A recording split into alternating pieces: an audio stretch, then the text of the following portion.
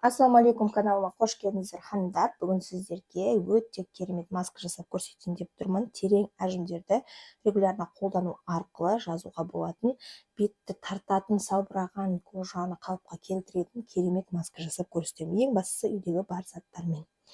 Бізге қажет болады жұмыртқаның сарысы. Жұмыртқаның сарысы өте пайдалы ханымдар, әсіресе витамин А, Е-ге бай, біздің коллагенді қалыпқа келтіруге ең керемет таптырмайтын үй жағдайында табылатын өнім.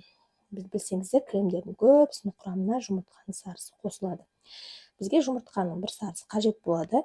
Бөдененің жұмыртқасын қолдансаңыздар да болады. Мен кәдімгі жұмыртқа қолданым, және де описаниеда қалдырып кетемін. Алдында мен сіздерге осы лавр жапырағының майын жасап көрсеткен болатынмын. Өте керемет, бетті ылғалдандырады, әжіміне, терең әжімдерге қолдануға өте керемет келеді.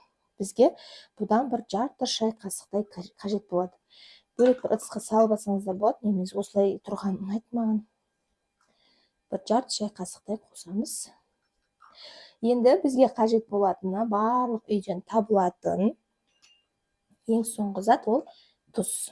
Ханымдар, тұз жасаруда кеңінен қолданатын өнімдердің бірі, өте керемет әсер береді. Білесіздер, мен сіздерге тұзбен жуынудың әдісінде салған болатынмын. Ол да үнемі қолдану арқылы, яғни курспен қолдану арқылы беттеріңізге күшті әсер береді.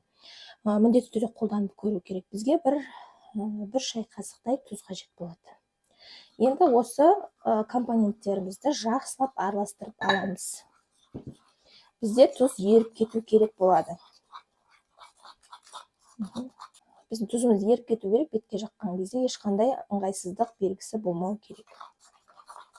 Бұл масканы бетімізге, қолымызға, мойнымызға жағуға болады. Көз айналасына жақпаймыз, құрамында тұз болғандықтан. Аптада 2 рет, 1 рет жасауға болады. Курс 1 айды қамтиды. Одан кейін 1-2 апта демалып, қайтадан бастап шықсаңыздар болады. Өзі әр қолданғанда нәтижесін байқайтын боласыздар. Өте керемет маскалардың бірі. Әрбір 25 жастан асқан қыз келіншек осы масканы міндетті түрде жасау керек деген нық сеніммен айта аламын. Компоненттері өте мықты. Құрамындағы табиғи. Ең бастысы аллергияға тез анықтап қолдану керек. Біз маскамыз дайын болды. Тазартылған бетімізге осы масканы жағатын боламыз. Одан кейін 10-15 минут, ары кетсе 15 минут қана ұстаймыз, сосын жуып тастаймыз. Құрамында тұз болғаннан кейін артынан ылғалдандырушы крем міндетті түрде жағып қоюды ұмытпаймыз ханымдар. Қазір мен сіздерге жағып көрсететін боламын. Каналыма тіркеліп, лайк басып, комментарий қалдырып, қолдау білдіруді ұмытпаңыздар ханымдар. Алда сіздерге өте керемет маскалармен бөлісетін боламын. Әрбір салған маскам өзімнің сүйікті маскаларым, өзім қолданатын маскалар. Сіздерге пайдасы тиетініне сенімдімін.